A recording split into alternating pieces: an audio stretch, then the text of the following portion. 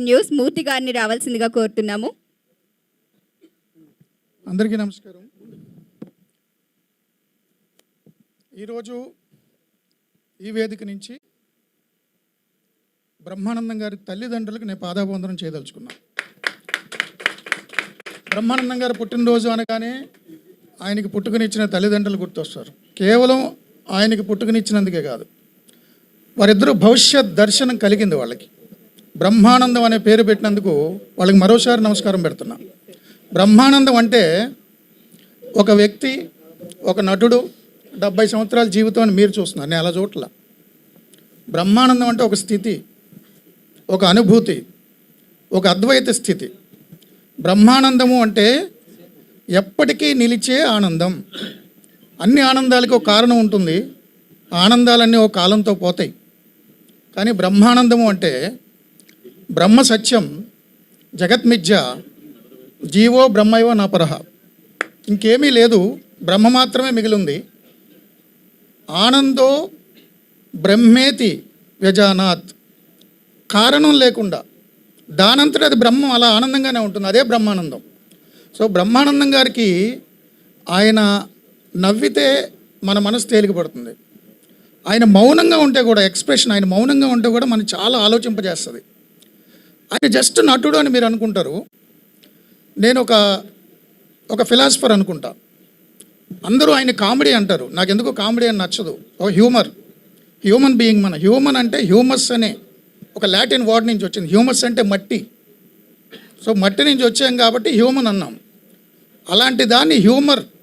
బ్రహ్మానందం గారు అంటే నాకు ఎంత ఇష్టం అంటే, మీకు తెలుసు నా గురించి, కావాలని ఎదరకెళ్ళి గొడవలు తెచ్చుకుని అదేదో శాడిజంగా ఆనందించే నాకు టెన్షన్ నుంచి మర్చిపోవాలంటే ఒక్క బ్రహ్మానందం గారు మీమ్స్ చూస్తా. బ్రహ్మానందం గారి సినిమాలు మన ముందు జనరేషన్లు, మన జనరేషన్లే కాదు, ఫర్ ఎవర్. ఏఐ వచ్చింది కాబట్టి ఆయన రైట్స్ ఇంకొన్ని తరాలు కూడా ఉంటాయి. బ్రహ్మానందం అంటేనే ఫర్ ఎవర్ అని, ఎప్పటికీ నిలిచిపోయే స్థితి, అద్వైత స్థితి బ్రహ్మానందం గారు. దాన్ని ఊహించారు చూడండి వాళ్ళ తల్లిదండ్రులు, చాలా అద్భుతంగా పేరు పెట్టారు. నాకు బ్రహ్మానందం గారు అంటే చిన్నప్పుడు, గోదావరి జిల్లా నుంచి వచ్చేగాడు సినిమాలు చూసేటప్పుడు ఇంటివాడు, ఆడు, ఈడు, బ్రహ్మిగాడు అంటారు. కానీ ఆయన బ్రహ్మి గాడ్. నాకు ఉకారం తగిలి తీసేయాలి, బ్రహ్మి గాడ్. చాలా సినిమాలు చూస్తుంటా, చాలా పుస్తకాలు చదువుతుంటా.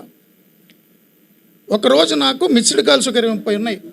నేను జనరల్గా అన్నౌన్ కాల్స్ ఎత్తను, అదేదో డిఎండి ఏదో ఉంటుంది. 30 కాల్స్ ఉన్నాయి. చూస్తే బ్రహ్మానందం గారు.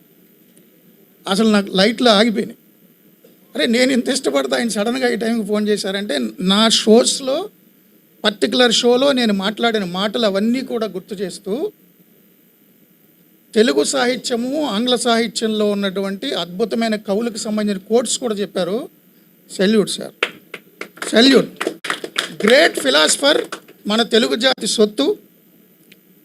ఆయన 100 ఏళ్ళు 200 ఏళ్ళు కాదు, కాలం ఉన్నంత వరకు బ్రహ్మానందం గారు మన డిజిటల్ డివైసెస్లో ఉండి తీరుతారు. ఆయన పుస్తకం రాశారు, నేను కంప్లీట్ చదివా. నేను మీ బ్రహ్మానందం అని, మీరు మా బ్రహ్మానందమే. నేను అనే పదం ఎక్కడ పోతుందో అక్కడ మనం బ్రహ్మస్థితిలో ఉంటాం. ఇగో పోవాలి. యోగ వాసిష్టంలో శ్రీరామచంద్రుడికి ఇదంతా వైరాగ్యం వచ్చేసి ఏం చేయాలో తెలియక రాత్రిపూట గురువుగారి దగ్గరికి వెళ్ళి తలుపు కొట్టాడంట వశిష్ఠుడి దగ్గర. ఎవరు తలుపు కొట్టిందంటే, నువ్వెవరు అని అడిగాడట వశిష్ఠుడు. అది తెలియక వచ్చా అన్నాడు. సో నేను అనే పదం కోల్పోతే మనం బ్రహ్మానందంలో ఉంటాము, స్థితిలో ఉంటాము. సినిమా చూస్తున్నప్పుడు నేను అనే పదం కోల్పోయి, అహంకారం కోల్పోయి పడి నవ్వుతాం కదా, అది బ్రహ్మానంద స్థితే. బ్రహ్మజ్ఞానం, బ్రహ్మానంద స్థితి పొందాలంటే జ్ఞాన మార్గం, దైవ మార్గం, భక్తి మార్గం చాలా ఉన్నాయి. నవ్వు అనే మార్గాన్ని మర్చిపోయారు. ఆ మార్గాన్ని మనకిచ్చి తెలుగు జాతికి బ్రహ్మానంద స్థితిని 2.5 గంటల పాటు థియేటర్లో లేకపోతే ఫోన్లో చూపిస్తున్న బ్రహ్మానందం గారికి పాదాభివందనాలు. Thank you so much.